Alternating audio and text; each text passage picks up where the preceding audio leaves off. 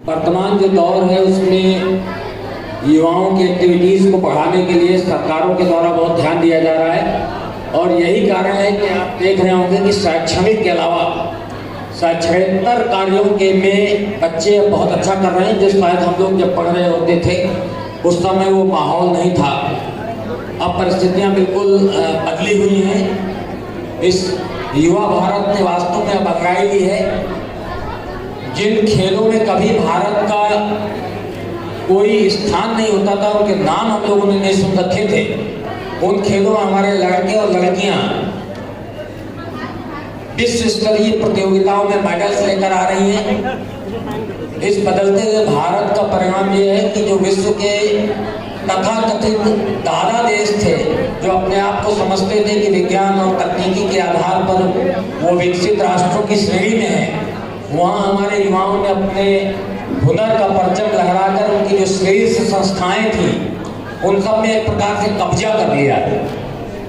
तो ये उभरते हुए भारत की ताकत है और इस उभरते हुए भारत को आप लोग इसका प्रतिनिधित्व कर रहे हो। आज के इस दौर में हमारी सरकारें आपको हर तरीके से प्रोत्साहित कर रही हैं, जिसमें खेल कूद और एक्स्ट्रा करिकुलर एक्टिविटीज का भी कुछ शामिल है। हम जिस दौर में अपनी यूनिवर्सिटीज़ में अपने कॉलेजेस में गए थे, हमारा पूरा ध्यान हमारे करिकुलम पे रहता था, हमारे पाठ्यक्रमों पे। हमारे टीचर्स की भी कोशिश रहती थी कि हम पढ़ाई लिखाई अच्छे से करें, बाकी कुछ करें या न करें। और हमारे माँ बाप की भी चिंता रहती थी कि अगर ये पढ़ेगा लिखेगा तो ठीक है, और अगर खेलेगा कूदेगा तो खराब हो जाएगा। वो कहावत चलती थी ना, पढ़ोगे लिखोगे तो बनोगे नवाब और खेलोगे कूदोगे तो होगे खराब। तो ऐसे ही माँ बाप, ऐसे ही टीचर, सब ऐसे ही माहौल था और ऐसे ही हम लोगों को बताया जाता था। तो उसके कारण जो एक संभावना होती है एक बच्चे के अंदर, उसको विकसित होने की, उसको आगे बढ़कर निखरने की, वो संभावनाएं अंकुरण के पहले ही समाप्त हो जाती थी। लेकिन आज के दौर में आप देखोगे कि ये परिवर्तन आपको हर परिवार में, हर घर में, हर शहर में, हर कस्बे में और ग्रामीण इलाकों में भी मिल रहा है। मेरठ और मेरठ के आसपास के जनपद जहाँ पर बालिकाओं की शिक्षा बड़ी दुर्लभ हुआ करती थी, वहाँ पर लड़कियाँ शिक्षा के अलावा कुश्ती, शूटिंग प्रतियोगिताओं में वर्ल्ड लेवल पर खिताब पा रहे हैं। दादियाँ तक जीत रही हैं। अब तो जाने दो, दादियाँ तक अवार्ड ले रही हैं। मतलब तीसरी पीढ़ी कहना चाहिए, वो तक उनमें भी जो प्रतिभा थी वो भी अब बुढ़ापे में निकल कर सामने आ रही है।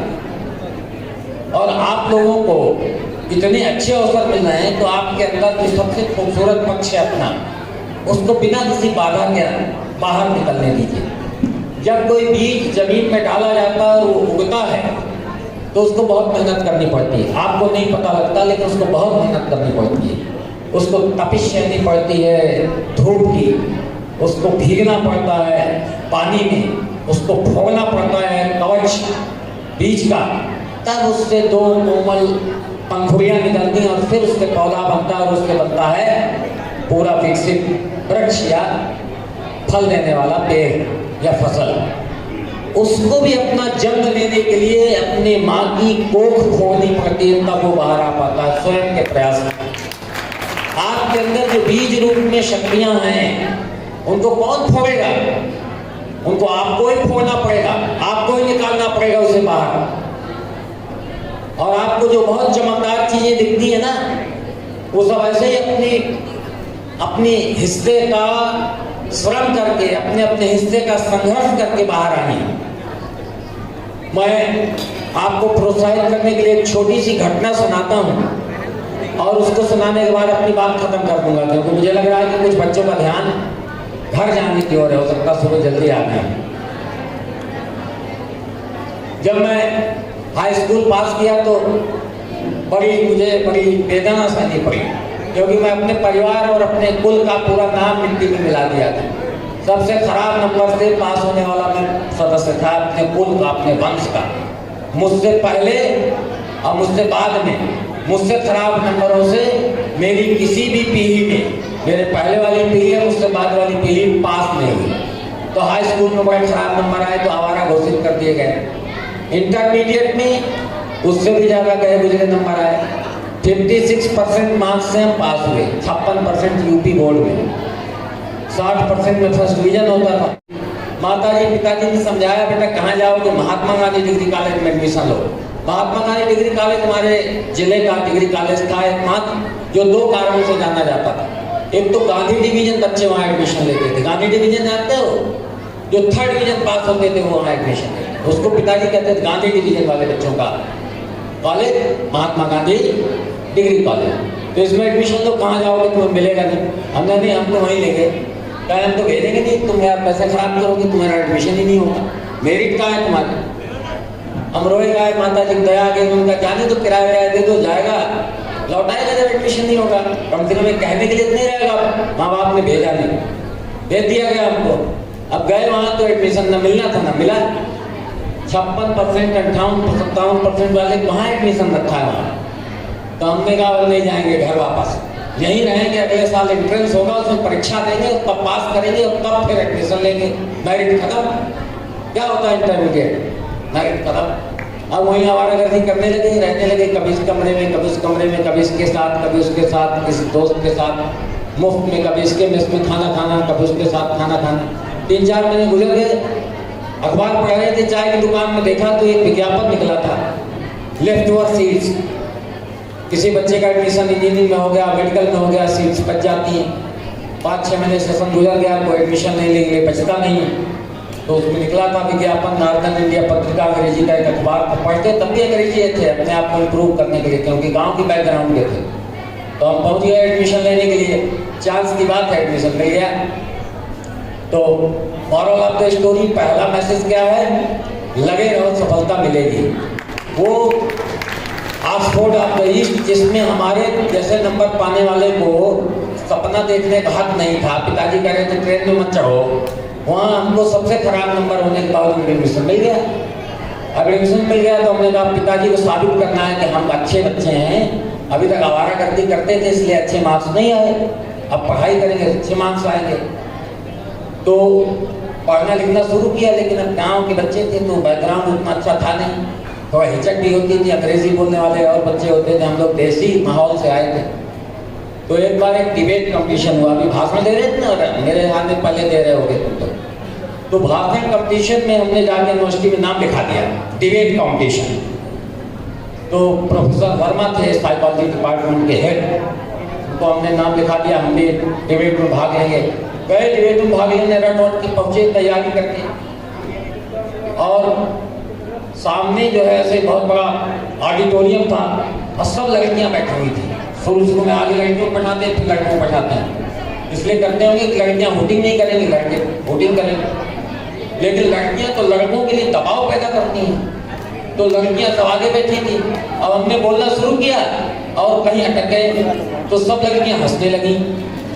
अब लड़कियों को हंसना तो लड़कों के लिए बड़ा अपमानजनक है ना। मैं भी वो हर्ट हो गए, अरे मजाक उड़ा रही लड़की, हंस दिया इसने, अभी हंस रही ना, अभी कुछ नहीं होना।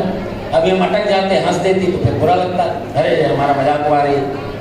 तो हम बिल्कुल माइक वाइक छोड़ के भागे वहाँ से, रोते जाते अपने हॉस्टल के कमरे में आके पड़े। हमने कहा हमसे कुछ होगा नहीं, अब तो बेकार है जिंदगी, कुछ नहीं होगा। बताओ, 5 मिनट की डिबेट नहीं दे पाए, सपने देख रहे हैं कि हम IAS बनेंगे, हम तोप चलाएंगे, हम ये हो जाएंगे, हम वो हो जाएंगे, हम पिताजी को जवाब देंगे, हम सोसाइटी को जवाब देंगे। हम क्या जवाब देंगे जब हम 5 मिनट की डिबेट नहीं दे पाए।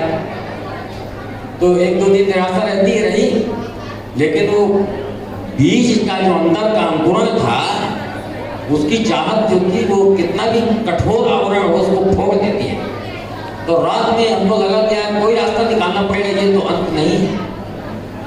तो हमने कहा हम प्रैक्टिस करेंगे डिबेट देने की, और अगला डिबेट तो जीतना ही जीतना है। तो प्रैक्टिस करने के लिए क्या तय किया, पहला सुबह उठ के जो विषय आएगा उस पर हम 5 मिनट शीशे के सामने बोलेंगे।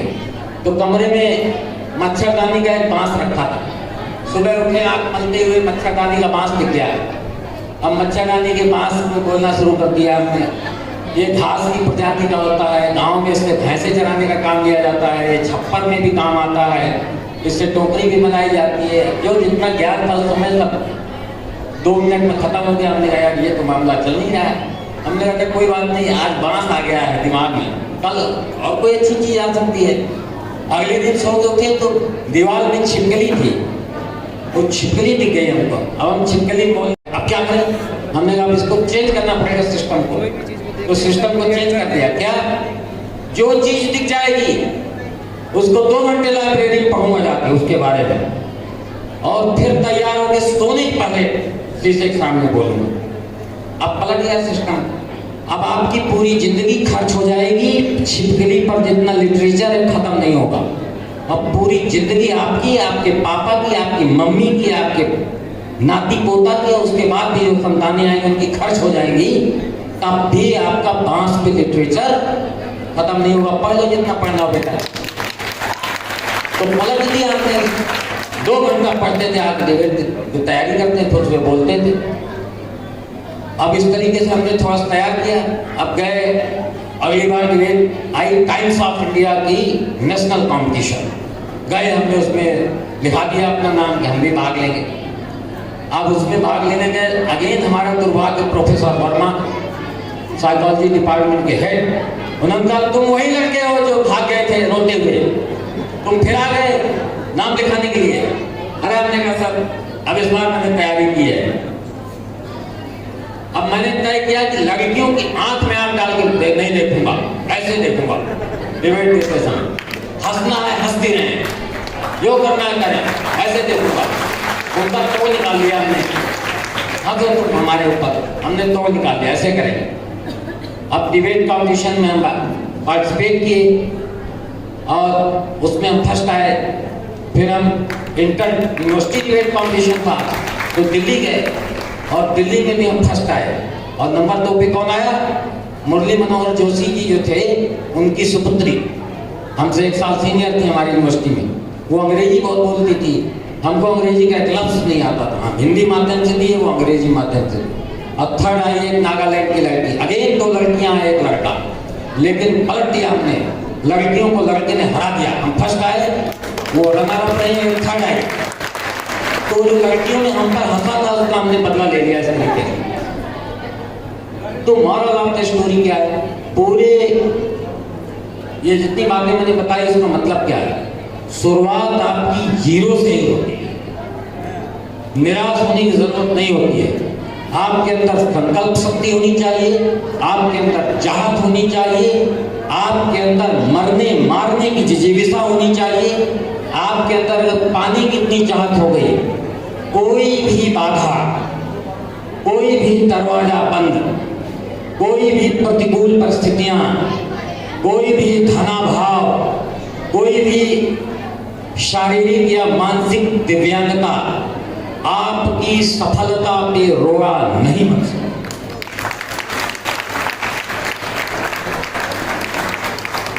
जो माँ बाप और टीचर की जिम्मेदारी है उसको भूल जाओ, वो कभी अपनी जिम्मेदारी नहीं उठाएंगे।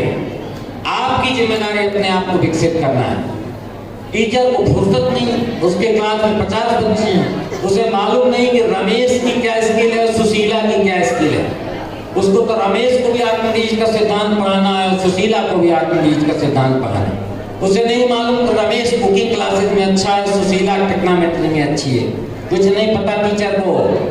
और आपके अम्मा और आपके पापा को तो उससे भी कम पता है। उन्होंने आपको पैदा जरूर कर दिया है, लेकिन उनके दिमाग में नाच रहा है कि मैं आईएएस में मेंस में फेल हो गया था, मुझे लड़के को आईएएस बनाना है। मैं डॉक्टर नहीं बन पाया, मुझे लड़के को डॉक्टर बनाना है। मैं इंजीनियर नहीं हो पाया, मुझे अपने बच्चे को इंजीनियर बनाना है। वो अपने बूढ़े अधूरे टूटे सपनों का बोझ आपके पैदा होने के साथ ही आपके कंधे पर लाद देना चाहते हैं, जबकि आप अपना स्वभाव लेकर पैदा हुए हो। अगर अपने स्वभाव से चलोगे तो वो करोगे जो उत्कृष्ट है। आप कल्पना करो, नीरज जो क्या खेलता है, भाला नहीं कहते उसे, जैवलिन थ्रो। कल्पना करो वो आपका जिला मजिस्ट्रेट होता, कितना हास्यास्पद होता। या चलो चाहे थोड़ा सा छोटी हो गई हो तुलना, मान लीजिए वो भारत के कैबिनेट का सदस्य होता, मंत्री होता, तो भी क्या होता? होता क्या कुछ अच्छा ना? वो जो है उसी में अच्छा है। सचिन तेंदुलकर आपके कॉलेज के प्रिंसिपल होंगे, कोई मतलब है? मजा आएगा? इंटरमीडिएट क्रिकेट खिलवा दूं, सचिन तेंदुलकर को बनवा दें आपके कॉलेज का प्रिंसिपल, क्या होगा? दोनों बंटा ढाल, उधर क्रिकेट टीम हारेगी, इधर आप हार जाओगे। तो एक से दूसरे की तुलना नहीं हो सकती। सब अपने आप में विशिष्ट हैं, सब अपने आप में श्रेष्ठ हैं। उस श्रेष्ठता बोध को, उस विशिष्टता भाव को विकसित करना, पल्लवित करना, पुष्पित करना आपकी जिम्मेदारी है, केवल आपकी। आप अपने बलबूते पैदा हुए हो, आपके माँ बाप ने आपको पैदा नहीं किया है।